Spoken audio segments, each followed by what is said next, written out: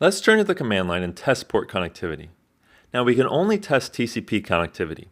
With UDP, all we do is we just send some data and we hope that it's received. There's never a session established, so it's really hard to determine if a UDP port is available. But with TCP, we can create that session and see if we're able to successfully do so.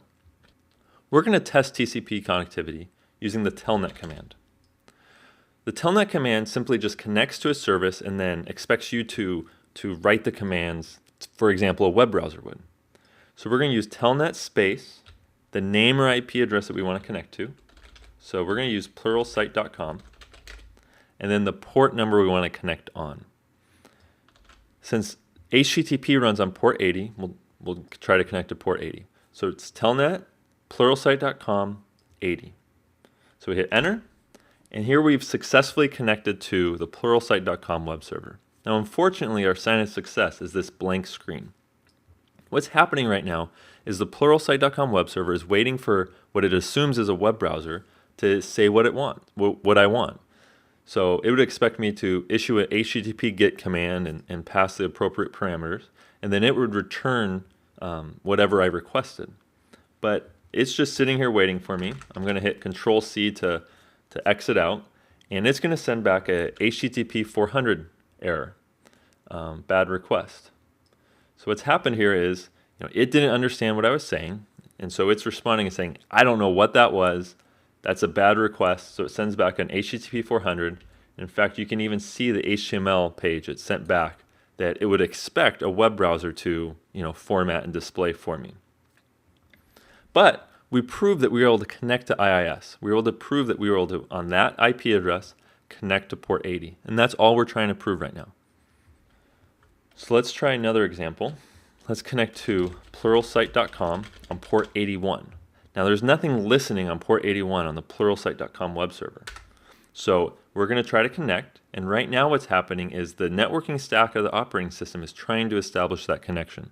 So it is sending out a session request on port 81, and it's making it over to probably the firewall on the pluralsight.com network, and that firewall is not allowing it. We're going to talk about firewalls in a bit.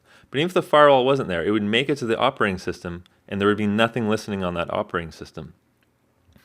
So there would be nothing to connect to. So eventually we get this response that connecting to pluralsight.com, it couldn't open a connection to port 81. So that's our sign of failure. Let's use another example. Let's connect to, I have a machine on the network here called pluralsight02. Let me ping it.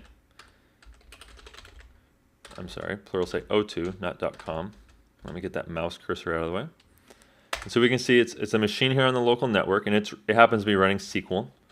So I'm going to connect telnet pluralsight02 on port 1433. 1433 is the standard port for SQL Server. So we're going to connect, and again we get this blank screen. So it's expecting me to issue whatever a SQL client would normally say at this point in the conversation. I don't know what that would be, and this is a service I can't figure out how to exit out of gracefully. So in this case, we're just going to have to close the window and open up a new one. Let me do one more example, which is connecting to a mail server. So mail servers issue a banner message when you connect to them. So I just want to show the example of when it will actually display something for you. So we're going to go back to our name resolution skill set we learned. We're going to look up a mail record for, let's just look up for gmail.com. Pretty confident that will be up. We're going to exit out of that. So now we know where Gmail accepts connections on, or accepts mail on. So let me expand this window a little bit so we can get it all. So here is the server that accepts mail for gmail.com. So we're going to telnet to that name on port 25. So SMTP, or mail traffic, is on TCP 25. So we're going to connect to that, and I get this banner message. So 220, name of the server, ESMTP, which stands for Enhanced SMTP Service. And so now it's expecting me to issue the mail commands that would send a mail. I'm not going to go through that process. I'm going to say quit, and I exit out of that process. So let's clear the screen. So Telnet's great if we know the specific port we want to connect to. But let's say we have a machine and I'm not exactly sure which port a specific service is running on. In that case, we could port scan the server. So I'm going to use a tool called Nmap. So Telnet's built into Windows and most operating systems. Nmap's a free open source utility you can get from nmap.org, and it does port scanning for us. So I'm going to do Nmap. If you run it without commands, it will give you the help file. But we're just going to do nmap-v for verbose. That's just going to make the scan more interesting, the demo more interesting. And then I'm going to port scan that server I talked about earlier, Pluralsight 02, that's running IIS, SQL Server, along with some standard Windows services. So I'm going to start that scan. So it's going to reach out across and it's going to randomly try to connect to various TCP ports and then let me know the ones it was able to successfully connect to. So we see here it connected to these ports successfully. And when possible, it gives us the name of that service, or the assumed name of that service. So 80 is probably HTTP. 135 and 445, that's used for Windows file services. 1433 is my Microsoft SQL server. And then we have this port 49154, which is unknown. It's not really sure what that port is. So again, this can be helpful if we just need to know the list of services available on a box. We're not really sure exactly what's available in a particular server. And then the last thing I want to do, and clear the screen again, is connect to, or see which ports, which processes are listening on which port. So I have an executable here. All it does is a .NET application. All it does is listen on port 3000.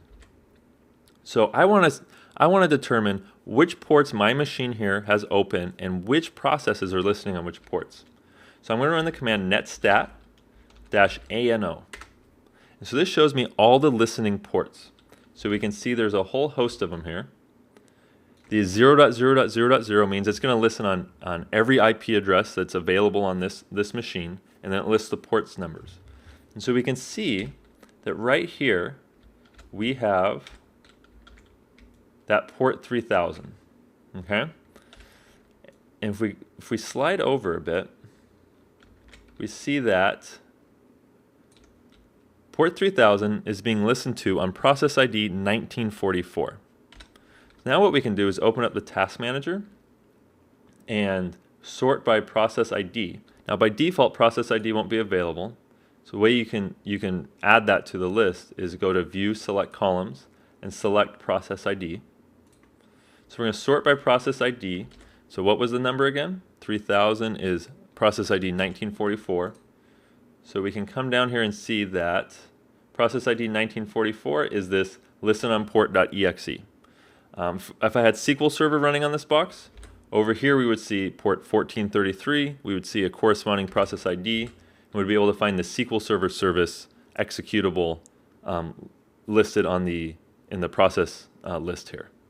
So that can be really helpful if you have open ports and you're not exactly sure why they're listening, or you're trying to add a new service on a certain port and that port's already being used by another process and you need to figure out where your confliction is there.